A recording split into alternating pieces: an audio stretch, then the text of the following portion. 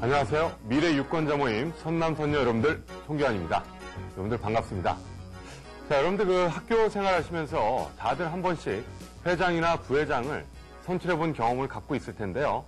어떤 과정을 통해서 회장과 부회장을 선출하게 되나요? 그렇죠. 먼저 회장과 부회장 후보가 출마를 하고 이 후보들이 자신의 공약을 발표를 하면 여러분들이 그 중에서 이 친구가 제일 우리 학급을 잘 대표할 수 있을 것 같아 라고 하는 판단이 들면 이 친구를 선택하게 되는데 어떤 방법을 통해서 선택을 하게 되나요? 그렇습니다. 바로 선거를 통해서 우리 학급을 이끌어갈 대표를 선택하게 되는 것이죠. 그만큼 선거라고 하는 것은 아주 중요한 건데요. 생각보다 제가 이제 일선 학교에서 근무를 하다 보면 많은 학생들이 이 선거의 중요성을 간과하고 그냥 학교 행사의 일환으로만 생각하고 넘어가는 경우가 참 많은 것 같아서 가끔 제가 안타까움을 금할 길이 좀 없습니다. 그래서 우리가 직접 민주정치와 간접 민주정치의 어떤 특징을 살펴보고 그러면서 오늘날 대부분의 국가들이 간접 민주정치를 채택하고 있기 때문에 그래서 정말로 선거는 중요한 것이구나라고 하는 과정을 쭉 순차적으로 한번 살펴보도록 하겠습니다. 자, 그럼 먼저 직접 민주정치와 간접 민주정치의 특징을 한번 살펴보도록 하죠. 자, 그래서 직접 민주정치라고 하는 건 그렇습니다. 시민이 직접 주권을 행사하는 정치 형태로서 국민 자체의 원리를 가장 충실하게 실현할 수 있다라고 하고 그렇게 내용이 나와 있죠. 그 말하자면 그런 거예요. 대한민국의 인구가 4,800만 명이다라고 한다면 4,800만 명 모두가 다 직접 정치 결정 과정에 참여하는 것이 바로 직접 민주정치이기 때문에 국민 자체 원리를 가장 충실하게 실현할 수 있는 반면에 단점은 어떤 게 있습니까? 이들이 다 제각각 자기 어떤 직업이 있고 생업에 종사를 하는데 이들이 모두 어떤 자기 일거리를 버려두면서까지 정책 결정 과정에 참여하기가 쉽지가 않을 것이겠죠. 그래서 오늘날 이제 다른 방법으로 쓰여지는 것이 바로 간접 민주정치입니다. 시민들이 선출한 대표자가 직접 그 주권을 행사하는 정치 형태가 간접 민주정치로 앞에서 제가 설명을 드렸던 영토가 넓고 인구가 많은 현대국가의 어떤 그 단점을 극복할 수 있는 정치 형태가 바로 간접 민주정치라고 얘기를 할 수 있겠죠. 근데 이와 같은 간접 민주정치는 시민들의 정확한 의사전달이 어렵다라고 하는 단점이 있겠고 또 정치적 무관심을 초래할 수도 있다라고 하는 단점이 있을 수 있어요.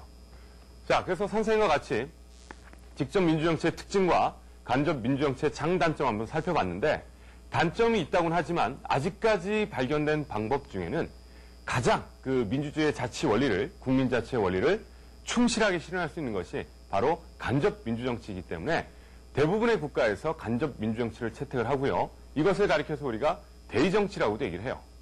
자, 그럼 대의정치는 무엇인지 그 의미를 한번 살펴보죠. 그래서 대민주정치는 국민이 선출한 대표자에 의해서 정부를 구성하고 또 국민의 대표인 의회를 통해서 국민의 주권을 실현하는 그런 정치가 되겠다라고 할 수 있겠습니다. 그래서 내 대신 의사를 전달한다라고 하는 의미로 우리가 간접 민주정치 또는 대의정치라고도 얘기를 해요.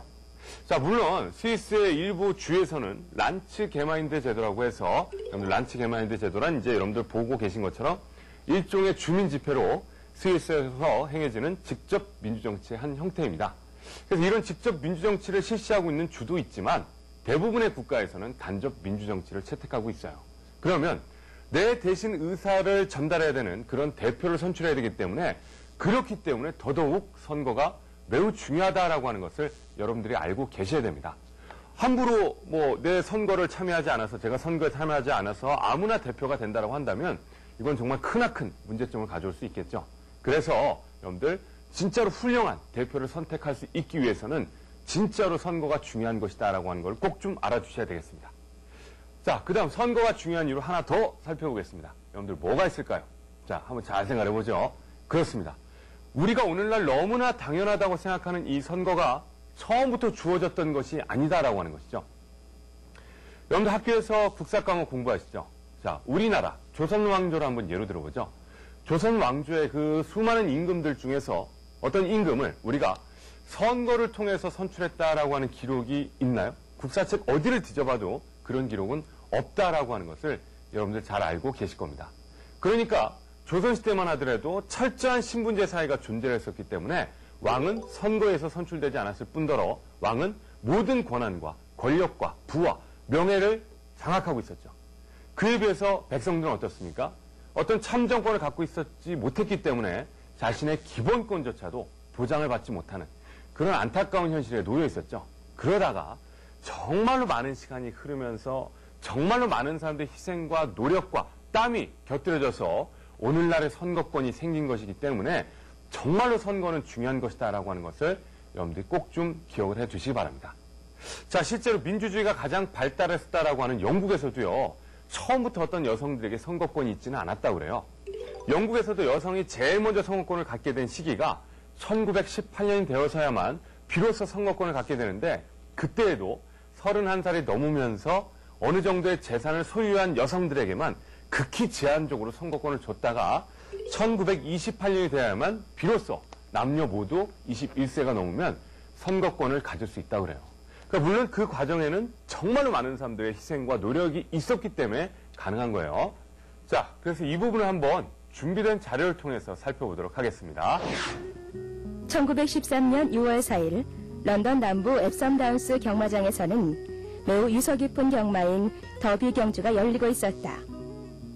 15필의 말들이 2400m의 말구평 경마장의 마지막 코너를 돈 뒤 결승점을 향해 질주하던 도중 열렬한 관중의 함성이 갑자기 앗 하는 비명으로 바뀌었다. 한 여성이 여성의 정치 참여를 요구하기 위하여 트랙 안으로 뛰어들었다가 국악인 조지 5세의 말에 치여 쓰러졌던 것이다. 그녀는 열렬한 여성운동가였던 에밀리 와일딩 데이비슨이었다. 옥스퍼드 대학에서 영문학을 전공한 38세의 그녀는 머리에 심한 부상을 입고 병원으로 옮겨졌지만 의식을 회복하지 못한 채 사고 4일 만에 세상을 떠났다. 그런데 그 당시 신문은 여성의 선거권 보장을 위해 죽은 한 생명의 소중함은 전혀 보도하지 않은 채 오히려 국왕 조지 5세가 타던 말이 얼만큼 부상을 당했는지를 알려주는 사실만을 보도했다. 여기에 전 영국 여성들이 분노했고 선거권을 쟁취하기 위한 여성들의 성난 외침은 화라산처럼 폭발했다. 그 뒤로 계속 이어진 5년간의 선거권 쟁취 노력 끝에 30세 이상의 여성에게 선거권이 주어졌고 1928년 마침내 남녀 모두에게 완전한 평등이 이루어졌다. 자, 잘 보셨습니까? 지금 살펴본 것처럼 민주주의의 핵심 제도라고 하는 선거권이 어느 날 하루아침에 이루어진 것이 아니기 때문에 여러분들은 반드시 이것을 다음 세대에게 물려줄 수 있는 그런 책임감 또한 크다라고 하는 것을 알기 바랍니다. 자, 그럼 다시 한번 선거의 의미를 살펴보고 선거의 기능을 살펴보면서 선거가 얼마나 중요한 것인지를 살펴보도록 하죠. 자, 먼저 선거라고 하는 것은요, 투표에 의해서 공직자를 선출하거나 대의 정치하에서 국민의 대표를 선출하는 행위이다라고 하는 그 의미를 다시 한번 파악을 해 두시면서 이제 본격적으로 선거가 갖는 기능들에 대해서 살펴보도록 하겠습니다.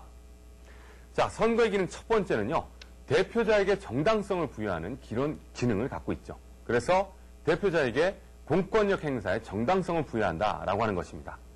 자, 실제로 국민의 의사가 반영이 되었기 때문에 이 대표자가 갖고 있는 공권력은 아주 정당한 권력이 되는 것이기 때문에 선거의 기능 첫 번째는 대표자에게 정당성을 반영하는 그런 기능이 되겠고요. 두 번째 기능은 대표자의 권력을 통제하는 기능이 되겠죠. 그러니까 대표자가 내가 이렇게 선출을 해놨는데 잘하면 다음 선거에도 또 이렇게 우리가 선거에 의해서 선출해주면 되지만 이 사람이 뽑아놨더니 제대로 못한다라고 한다면 다음 선거에서는 이 사람을 더 이상 뽑아주지 않으면 되겠죠. 그렇게 함으로써 대표자는 국민의 눈치를 보게 만들 수밖에 없겠고요. 따라서 선거는 대표자의 권력을 통제하는 기능이 있는 것이다라고 말씀드릴 수 있겠네요. 그 다음 세 번째 기능은 시민의 정치적 의사 표현을 통해서 주권의식을 고취할 수 있는 것이다 라고 하는 것이죠. 자, 실제로 주권을 너 한번 보여줘봐 라고 했을 때 주권을 우리가 지갑에서 꺼내서 보여줄 수 있는 것도 아니고 손으로 잡을 수 있는 것도 아니죠. 그렇지만 내가 선거를 통해서 내가 이렇게 뽑은 사람이 대표가 되는 과정을 통해서 정말 주권, 국가 최고의 권력인 주권이 나에게 있구나라고 하는 주권의식의 고취를 가져올 수 있겠다라고 하는 것이고요. 마지막 네 번째는 국민의사의 통합 기능을 가져올 수 있겠죠. 그래서 경쟁적인 후보나 복수의 정책 대안 중에서 하나가 선택됨으로써 국민의 의사를 통합할 수 있겠다라고 하는 그런 내용이 되겠습니다. 자, 선거의 중요한 어떤 기능까지 살펴봤으니까 여러분들 이제 마지막으로 여러분들 학교에서 배울 수 있는 민주적인 제도에는 어떤 것들이 있는가를 공부해 보면서 선거를 위해서 미리 준비된 유권자가 될 수 있는 그런 과정을 살펴보겠습니다. 자, 먼저 첫 번째 제도는 학급회의죠.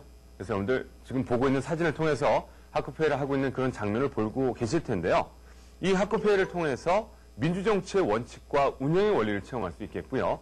그 다음 학급과 학교의 대표 선거를 통해서 간접 민주정치와 선거의 원리를 학습할 수 있겠구나라고 하는 것을 살펴볼 수 있겠습니다.